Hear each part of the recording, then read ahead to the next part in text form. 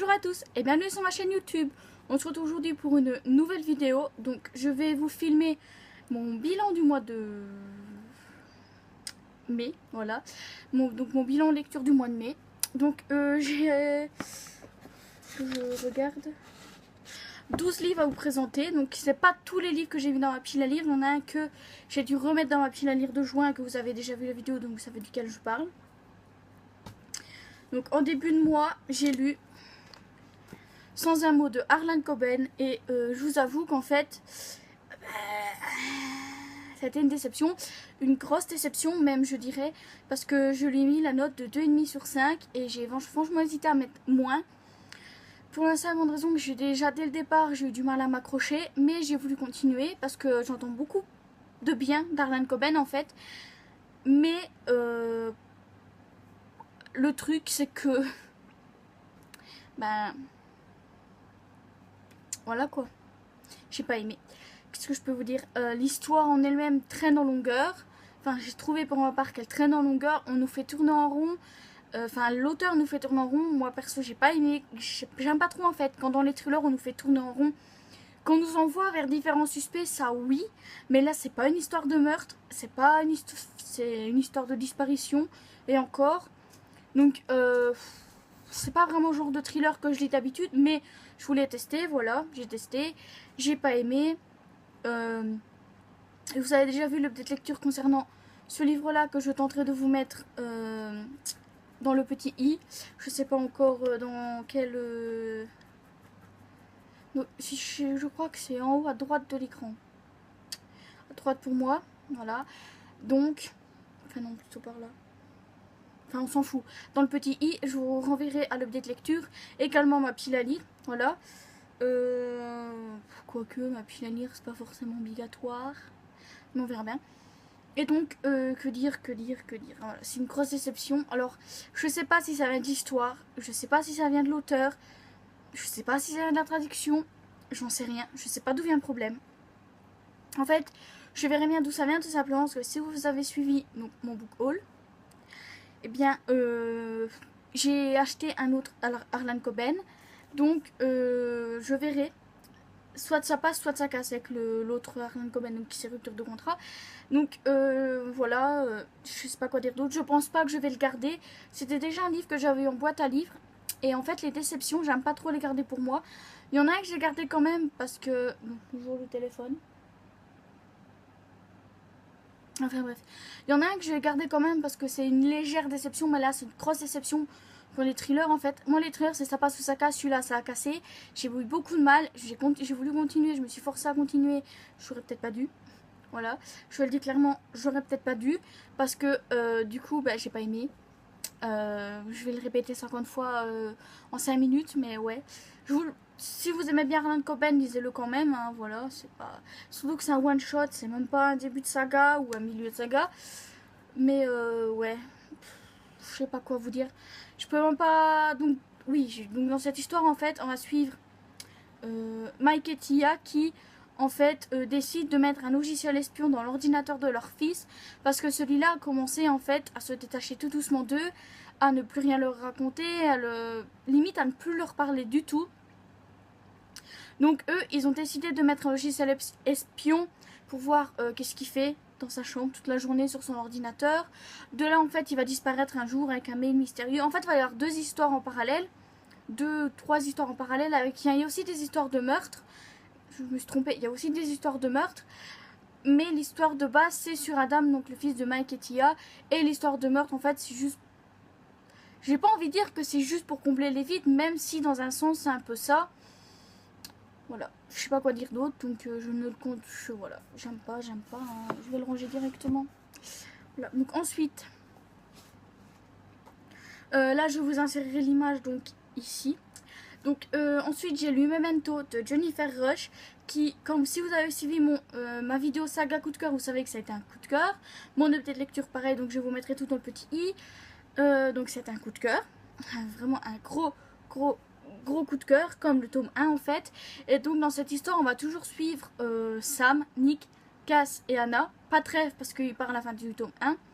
Donc on les suit toujours, ils sont toujours en cavale, ils sont toujours recherchés par l'agence. Donc on va les suivre dans leur combat contre l'agence encore, vu qu'ils vont continuer le combat contre l'agence. Je baisse juste un peu le ventilateur pour qu'on l'entende moins, parce que je crois qu'on l'entend fort. Tant pis.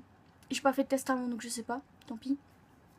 Donc je vais essayer de pas trop m'éterniser sur les livres, parce que tout scène de lire ou présenter, ça va être long. Mais donc voilà, on va les suivre toujours là-dedans. On va découvrir un petit peu plus de la vie d'Anna, et aussi de la vie des garçons, tout simplement. On va découvrir qu'en fait, comme ils ont arrêté le médicament, les souvenirs vont remonter, etc. Je vais pas vous faire un résumé vraiment... c'est un résumé vraiment condensé, parce que comme c'était une vidéo spoil, en fait, ma saga coup de cœur, voilà. Voilà. Donc comme c'est une vidéo spoil, je vous renvoie la vidéo. Donc ça va être un coup de cœur. Je ne lirai pas le tome 3 parce que... Enfin, si j'arrive à... Parce que de toute façon, il est disponible qu'en anglais. Voilà. Pas disponible en français. Je comprends rien à l'anglais. Si un jour une maison d'édition décide de rééditer toute la saga entière en français, pourquoi pas.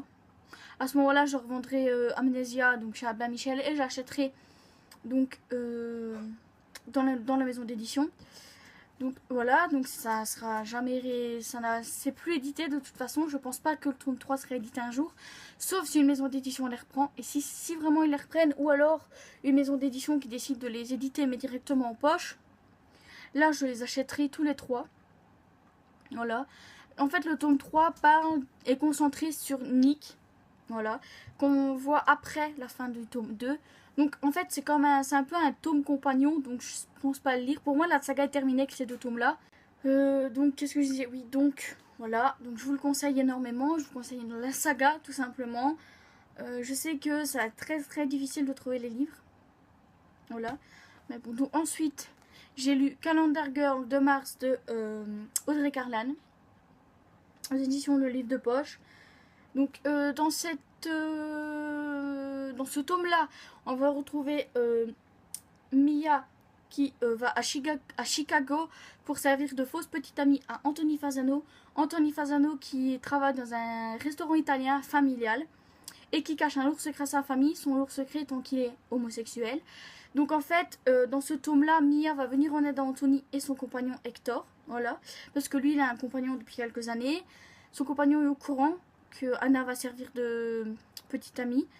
Mais bon, Anna a fait comprendre à Anthony qu'Hector va pas rester toute sa vie dans l'ombre, que lui, il a envie d'assumer leur relation. Nina, s'il te plaît. Elle court après les mouches, donc si vous entendez de la folie, c'est elle. Donc voilà, donc elle va l'aider à se montrer tel qu'il est, à faire accepter son homosexualité à sa mère. Parce que c'est surtout pour ça qu'il n'ose pas, c'est parce qu'il a peur que sa mère ne l'accepte pas, le renie, etc., etc. Puis même dans le milieu où il vit, vu qu'il est quand même sacrément connu, voilà, pour le restaurant, il a peur. Et donc, voilà, j'ai bien aimé ce tome. Je lui ai mis la note de 4,5 sur 5. Donc, c'est vraiment une bonne note. Mais on va dire qu'en fait, la Calendar Girl, c'est toujours entre 3 et 5, et 3 et 4,5 en fait. Ça va jamais au-dessus. Voilà. Enfin, faut dire que je mets pas les 4,75 ou les 4,25. Non, bon, c'est 4, 4,5, 5. Hein. Je me casse pas la tête. Et sur Livre Addict, bien sûr, c'est sur 20. Donc, j'essaie de remettre ma note sur Livre Addict. Voilà, donc je suis en général x5, x4. Donc voilà. Donc j'ai adoré ce tome-là. J'ai continué, j'ai lu le même mois avril que je vous présenterai après. Et pour l'instant, ça me tente toujours. Donc pour l'instant, je la continue. Je m'ai dit pour l'instant. Donc voilà, je considère ça comme une bonne lecture. On va dire que ces tomes-là, je les lis, on va dire, quand j'ai vraiment pas le mood à lire autre chose en fait. Voilà, quand j'ai vraiment pas... l'envie ou je suis pas dans un état à lire par exemple un bon gros SFFF où il va se passer plein d'actions, je lis ça parce que c'est pas casse-tête en fait, c'est pas un truc qui te casse qui va te prendre j'ai mes cheveux qui volent dans tous les sens, qui va te casser la tête vu que c'est une histoire voilà, une histoire quelconque, pas vraiment, mais c'est une histoire sans prise de tête. Voilà. Donc ensuite je vous intégrerai également la photo ici. Donc j'ai également lu un des 6 de S.C. Stephens. Donc c'est sa saga Togles, je sais pas comment on prononce.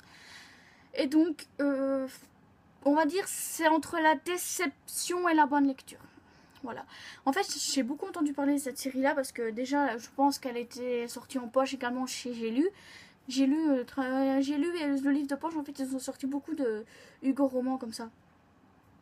Donc oui, c'était chez Hugo Roman, voilà. Je sais qu'il y a 5 tomes.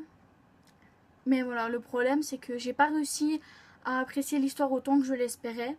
Je sais même pas si je vais demander le tome 2 après 15 jours. Peut-être, peut-être pas. Voilà, on verra. On verra selon mes envies si je le demande à prêter ou pas.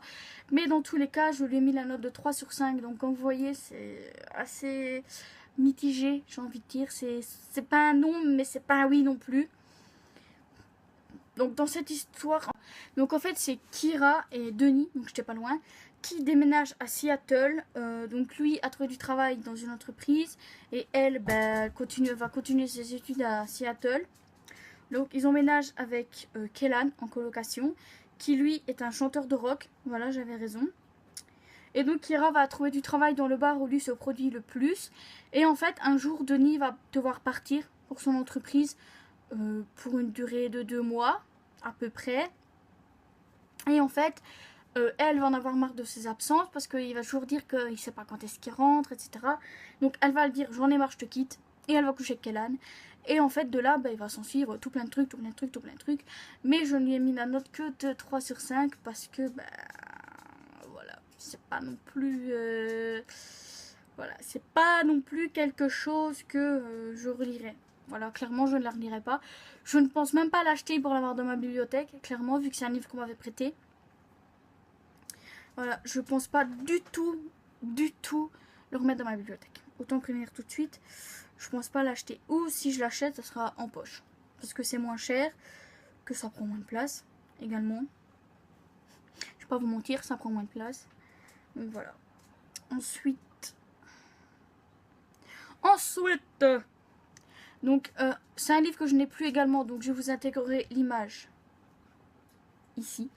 Donc il s'agit de The Effigies de Sarah Rowley, ou Rogley, je ne sais pas. Donc chez Lumen Édition. Donc là, oufti, j'en ai énormément entendu parler aussi, surtout chez Piketty Bookin qui a adoré le tome 1. Je pense que Marion de Vibration Littéraire avait adoré le tome 1 aussi. Je ne sais plus qui exactement en avait parlé, mais bon, je sais que tous ceux qui l'ont lu ont adoré. Et je suis qu'au 5e livre, on est déjà à 15 minutes. Je vais essayer de me dépêcher. Donc en fait, dans ce tome-là, on va suivre Maya, qui en fait du jour au lendemain se retrouve avec une effigie, donc l'effigie du feu. Donc elle sait que l'ancienne effigie du feu vient de mourir, même si personne n'est au courant encore, à part elle, vu qu'elle a senti les poires arriver en elle. Elle veut pas, elle l'a pas demandé, mais elle sait qu'elle n'a pas le choix. Donc elle va quand même accepter son destin, faire partie des effigies. Donc moi je considère ça comme une très bonne lecture. C'est presque un coup de cœur parce que je lui ai mis la note de 4,5 sur 5. Même si quand ils ont un 2, c'est pas forcément presque un coup de cœur quand ils ont un 2, 4,5 sur 5. Mais voilà. Et j'ai très hâte de pouvoir me procurer le tome 2 un jour et de le lire. Je le dis clairement. Ensuite, eh bien, j'ai lu Calendar Girl Avril de Audrey Carlan, donc aux éditions de Livre de Poche. Donc celui-là, j'ai un peu moins bien aimé quand même que les autres tomes, même si encore une fois c'est Mia qui vient en aide à son client. Voilà, ça fait 2 tomes, mars avril, ouais, ça fait 2 tomes où elle vient en aide à son client. Donc voilà, donc dans celui-là c'est Boston. Voilà, c'est Boston où elle va servir en fait de fausse petite amie à Mason Murphy, qui est donc le joueur phare, donc le joueur du moment pour ceux qui ne comprennent pas, de l'équipe des Red Sox. Mais en fait, elle va découvrir que lui est amoureux de son agent, d'une femme qui travaille avec lui, qui est tout le temps là. Et elle va découvrir qu'elle aussi est amoureuse de lui, voilà. Sauf que lui n'ose pas, il veut pas en fait. C'est pas qu'il veut pas, c'est que... Comment? Ben pour lui, c'est pas la même chose. Pour lui, il est pas prêt à s'engager, il préfère... En fait, il va découvrir qu'au bout d'un moment... Ben, elle peut pas non plus tout le temps être un coureur de jupons. Surtout que là, elle lui a dit... Hein, pas de sexe pendant 1 mois. Voilà. Il fait, je coucherai pas avec toi, mais tu coucheras avec personne. Voilà. Donc il comprend qu'il faut qu'il arrête ses conneries. Et pour venir, il couche avec un... Enfin, ils couchent pas ensemble, mais pour venir, il peut coucher avec quelqu'un d'autre, en lui donnant l'autorisation, vu que elle, ce tome-là, en fait, dans le tome de mars, elle revoyait comment il s'appelle, Ouest, donc c'est du tome 1. Et dans le tome, dans celui-là, donc elle retrouve son client du tome 2, Alec, je pense que c'est comme ça qu'il s'appelait, Alec Dubois, donc le peintre français. Donc voilà. Voilà. Elle retrouve celui-là et j'ai mis qu'un 4 sur 5. C'est pas non plus une très déception. Comme j'ai dit, c'est entre 3 et 4,5, donc ça va. Enfin, pour l'instant, j'ai mis que des 4 ou des 4,5, je pense. Peut-être même 3,5, je ne sais plus. Mais voilà, c'est une bonne lecture et je continuerai volontiers avec le mois de mai qui est dans ma pile à lire de mai. Voilà, de juin, pardon. Donc ensuite, j'ai lu Harry Potter et l'Ordre du Phénix de J.K. Rowling aux éditions Gallimard Jeunesse dans leur collection Folio Junior. Donc je pense que je l'ai déjà expliqué dans mon bilan du mois d'avril, mais je ne note pas les tomes un par un, je note la saga entière. Donc je ferai peut-être une vidéo dédiée à la saga quand j'aurai lu tous les tomes. Donc il m'en reste 2 à lire, donc le 6 et le 7. Le 7 que je n'ai toujours pas dans ma pile à lire au passage. Il y sera le mois prochain, il y sera, de toute façon je lis le mois prochain.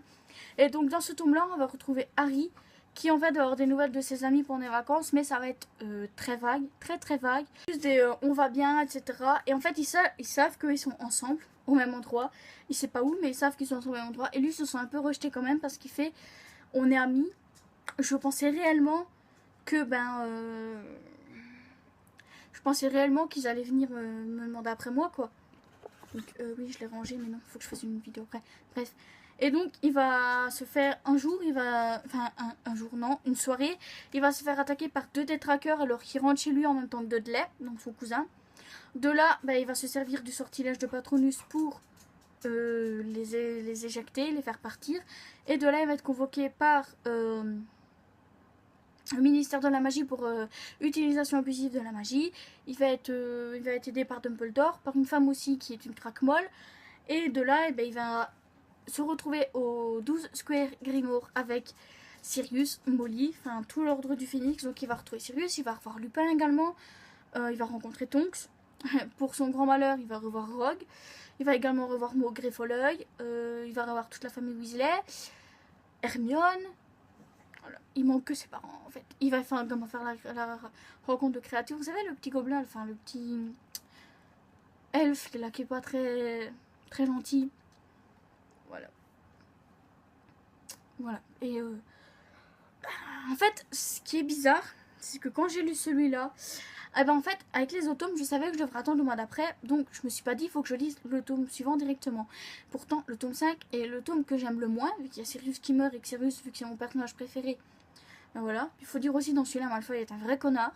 Enfin, c'est toujours un vrai connard, mais dans le 5, encore pire, avec Ombrage, là. Il y a beaucoup de choses qui font que j'aime pas le tome 5. Déjà, parce que Sirius meurt, parce qu'il y a Ombrage, et Ombrage, c'est le personnage que je déteste le plus, encore plus que Bellatrix Lestrange, pour tout vous dire. Si je pouvais la tuer moi-même, je le ferais. Voilà. Et pourtant, quand j'ai eu terminé le tome 5, j'avais envie de lire le 6. J'avais envie de me plonger dans la lecture du 6 directement.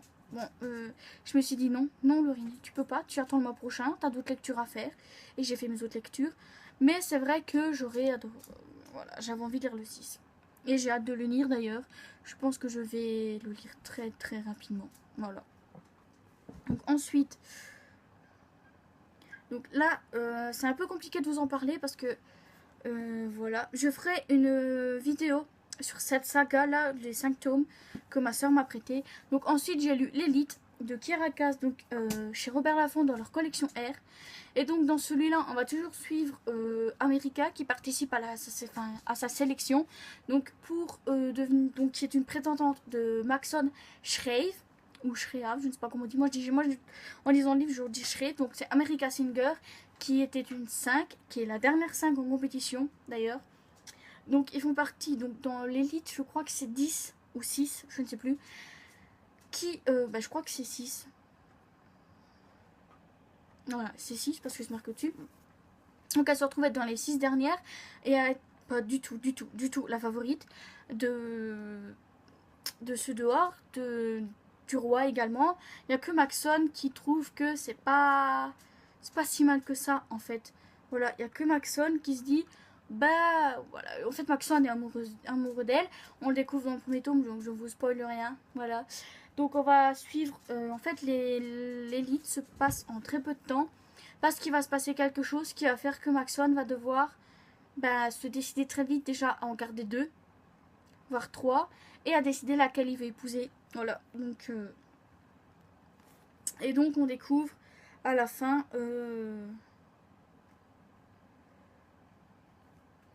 Donc on découvre à la fin que elle devait partir, et puis en fait il lui laisse une dernière chance, et voilà, donc on va suivre, voilà. Donc je lui ai mis la note de 4,5 sur 5 parce que j'ai bien aimé ce tome là, comme j'avais bien aimé le 2 premiers tomes, et je sais pas pourquoi en fait, ça fait quelques années que ma soeur l'avait, je sais pas pourquoi, je lui ai jamais demandé de me les prêter, je sais pas pourquoi, voilà, mais j'ai bien aimé. Ensuite, on passe à un coup de cœur, voilà, j'ai eu 3 coups de cœur ce mois-ci. Mon premier coup de cœur étant Driven de Kay Bromberg aux éditions Le Livre de Poche. Donc c'est le tome 1. Donc comme j'ai dit dans mon book haul, j'ai longtemps entendu Agathe, donc de Brunel, de la chaîne Brunel. Je vous mettrai sa chaîne en barre d'infos ou dans le petit i et dans la barre d'infos. Qui a, on a parlé énormément sur sa chaîne. Également une fille sur Instagram, mais je connais pas son prénom, je connais juste son pseudo Instagram, donc c'est la dealeuse de conneries. S'il faut, je vous mettrai un lien vers son Instagram. Et donc dans cette histoire, on va suivre Riley qui, elle, travaille dans, enfin son entreprise, je sais pas c'est quoi, mais elle travaille aussi à côté dans une sorte de refuge en fait, pour les enfants qui n'ont plus de famille, qui ont été rejetés par leur famille ou qui étaient obligés d'être séparés de leur famille.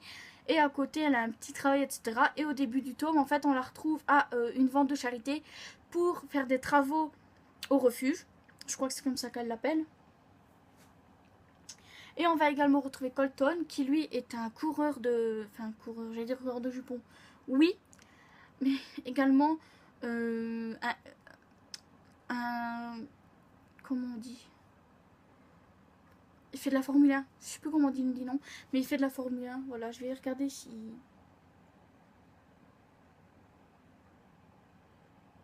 Non, ils disent pas. Ben voilà. Donc il fait de la Formule 1. Et ils vont se rencontrer donc justement à cette soirée de charité. Et ben, elle va essayer de rester le plus longtemps possible. Jusqu'au moment où elle va se rendre compte qu'elle peut pas lui résister bien longtemps. Et vu la fin du tome 1, j'étais choquée quoi.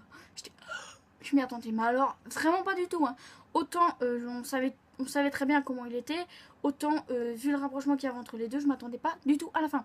Je vais pas vous la raconter, je vais pas vous la spoiler, mais je ne m'attendais absolument pas à cette fin quoi.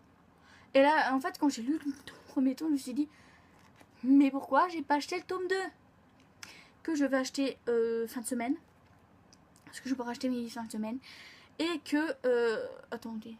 En fait, quand je vais poster cette vidéo-là, le livre sera déjà acheté, sera déjà dans ma pile à lire, ou peut-être même en train d'être lu. Donc, j'ai regretté fortement de ne pas avoir acheté le tome 2. Donc, je lui ai mis de la note de 5 sur 5, parce que c'est un coup de cœur. Voilà. Et donc, ensuite, je vais vous présenter mon deuxième coup de cœur du mois, qui a fait, en fait, que... C'est pour ça qu'en fait, je vais en faire une vidéo saga coup de cœur, comme la saga Ultra Red, donc de Amnesia et Memento. Donc, il s'agit de L'élu de Kiera Cass, donc chez Robert Laffont dans la collection R.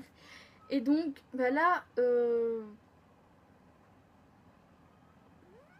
là en fait on se retrouve à seulement quelques jours de son mariage, on va dire, vu qu'il va devoir faire un choix entre deux, parce qu'il hésite entre deux. Mais voilà, America a finalement décidé d'accepter ses sentiments pour lui. Voilà, elle a finalement décidé d'accepter, de se dire ok, je l'aime, je ne veux pas le perdre, je veux être sa femme. Mais faut pas oublier que dans le tome 1, elle était avec Aspen au début. Aspen maintenant qui travaille en tant que garde au palais. Et ça va pas se passer exactement très bien. Mais ce qui fait que c'est un coup de cœur, c'est parce que la fin est quand même très belle. L'histoire de Maxon et America en soi est très belle. Voilà. J'ai adoré. J'ai surkiffé de ouf cette saga. Et je lui ai mis un 2,5 sur 5 parce que c'est un coup de cœur. Voilà. Je peux pas vous en dire plus parce que je vais vous spoiler. Mais j'ai adoré. Et d'ailleurs, j'ai lu les 2 tomes là, il y a début du mois. Oui. Ensuite, bon, je l'ai considéré comme une bonne lecture. Mais après réflexion, ça se rapproche un petit peu de la déception également. Donc, il s'agit de In Tenebris de Maxime Chatham aux éditions Pocket. Donc, je suis désolée pour tous ceux qui aiment Maxime Chatham. Je sais pas ce qui a fait que ça s'est pas passé avec moi. Enfin, c'est pas que c'est pas passé, c'est que j'ai bien aimé ma lecture, mais je me suis embrouillée parfois en fait. Vu qu'il y a plusieurs. Enfin, il y a une seule histoire, mais avec plusieurs coupables, plusieurs victimes, et ouais, je me suis perdue plusieurs fois quoi. Mais la fin, voilà. En fait, le grand coupable, je l'avais deviné un petit peu avant la fin. Bon, ça va, c'est pas comme si je l'avais deviné au bout de 3 pages non plus, hein, voilà. Mais en fait, ce qui a joué beaucoup dans le fait que ça a presque fait une déception, c'est qu'en fait, il se passe. Donc, il retrouve une fille. Elle était vivante, donc elle a été scalpée, violée, elle a plus de cheveux. Elle se promenait également avec deux scalpels comportant les cheveux de deux personnes différentes. Et donc c'est Annabelle O'Donnell qui va se charger de l'enquête et qui va faire appel à Joshua Brolin, qui lui est un spécialiste en tueur en série. Donc Joshua Brolin est celui qu'on retrouve dans le premier tome qui est L'âme du mal, que j'ai pas lu. Donc en fait j'hésite à le garder et à me racheter à côté la trilogie directement de l'âme du mal qui est sortie chez Pocket. Voilà, j'hésite à me racheter ça directement. Donc je lirai l'âme du mal et l'autre, je sais plus comment ça s'appelle, pour retrouver Joshua Brolin, je ne sais pas. Voilà, ça peut être bien, on verra. Et ouais, en fait on découvre qui a fait tout ça à Julia très rapidement. Mais heureusement, ils ont découvert qu'il n'était pas tout seul, et c'est ça qui a fait que ça m'a... En fait, quand ils ont découvert, quand ils ont trouvé qui c'était, je me suis dit... Bah, ça me plaisait pas trop en fait, parce que je me suis dit c'est très court, qu'est-ce qui va se passer après. Et heureusement, Maxime Chatin m'a su rebondir. Voilà. Ce qui fait qu'il récolte quand même la note de 3,5 sur 5. Même si j'avoue que je m'attendais à mieux, parce que c'est Maxime Chatham, que j'entends beaucoup de... En fait, je pense que j'avais moi-même trop d'espérance dans ce livre vis-à-vis de l'auteur. C'est des choses qui arrivent. Et là, on va parler de mon troisième coup de cœur et du dernier livre du mois. Et il serait peut-être temps parce que ça a déjà 30 minutes. Mais avec la coupure, je sais pas combien ça fera moins. J'espère. Donc, il s'agit donc de Prends-moi contre toi de Iris Juilliard aux éditions Addictives dans leur collection Luve. Donc, dans cette histoire, on va suivre Limone, qui est une fille très indépendante, qui préfère les coups d'un soir à une histoire d'amour. Elle est pâtissière, très très fantasque, très gourmande également. En fait, elle fuit tout ce qui est engagement, responsabilité, et en fait, son rêve en fait, c'est d'ouvrir un bed and breakfast dans l'ancienne maison de ses parents qu'elle a hérité, voilà. Et en attendant, elle travaille avec, je ne sais plus le nom.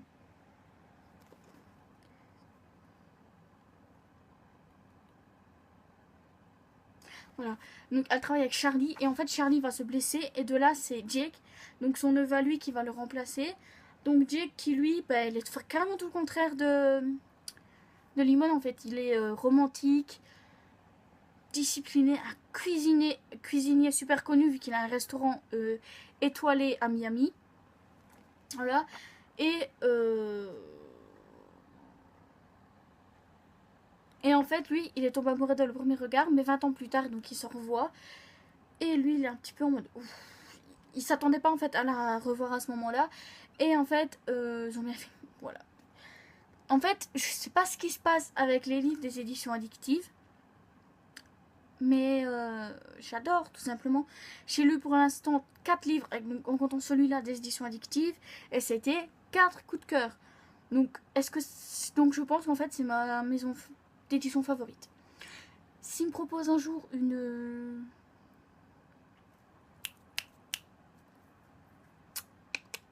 un partenariat, alors je dis oui tout de suite. Il n'y a aucun souci, je dis oui tout de suite. Hein, parce que c'est tellement un coup de cœur. Parce que j'ai lu Jeu interdit, Jeu insolent, à main docile, donc de Emma Green, et donc pour mon contre-toi de Iris Juilliard, ça a été 3 coups de cœur, donc j'ai mis la note de 5 sur 5.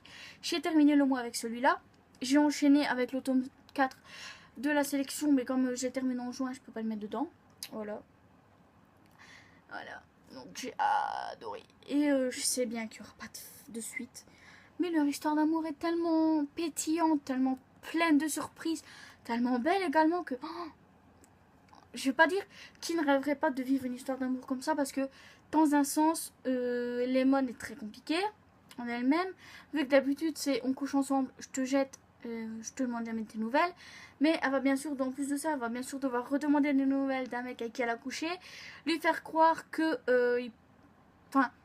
lui faire croire qu'ils peuvent être amis avec affinité, tout simplement parce qu'il a son escalier, quand il aimerait bien avoir son escalier, parce qu'elle fait un bed and breakfast sans escalier pour pouvoir monter dans les beds, justement dans les lits, c'est un peu dur.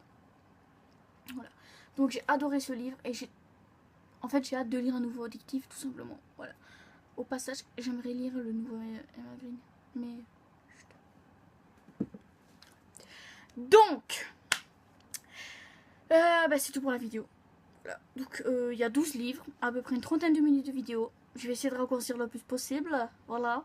Donc, les moments où, par exemple, je vais voir le chien, le téléphone qui sonne, etc. Je vais couper tout son montage si j'y arrive parce que je sais pas vraiment comment faire avec mon nouveau logiciel de montage. Je finirai bien par trouver. Et donc, nous, on se retrouve mercredi pour une prochaine vidéo. Pardon. Ouais, je suis désolée. Donc, on se retrouve mercredi pour une prochaine vidéo. Bye bye.